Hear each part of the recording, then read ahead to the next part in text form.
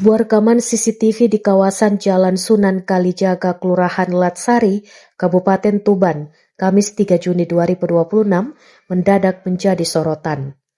Kamera pengawas tersebut menangkap momen ironis yang menimpa seorang badut jalanan berinisial K asal Jawa Tengah.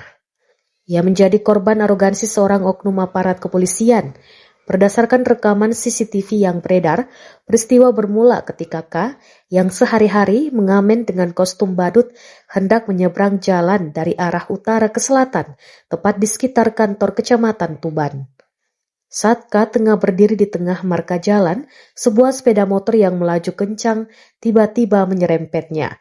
Senggolan tersebut memang tidak membuat K tersungkur, namun berhasil membuat seluruh barang bawaannya berhamburan di atas aspal. Pengendara motor yang belakangan diketahui merupakan oknum anggota Propam Polres Tuban berinisial T sama sekali tidak menunjukkan itikat baik.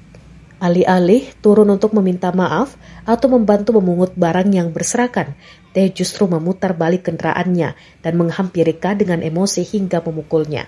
Walaupun kasus dugaan pemukulan ini dikabarkan telah berakhir damai secara kekeluargaan antara kedua belah pihak, sanksi etik dipastikan tidak akan menguap begitu saja.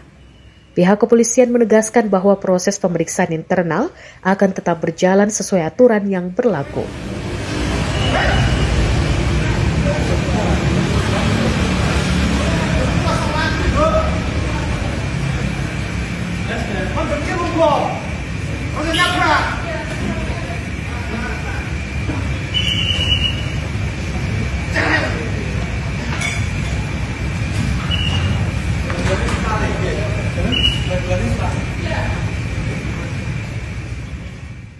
Download Tribun X sekarang, menghadirkan lokal menjadi Indonesia.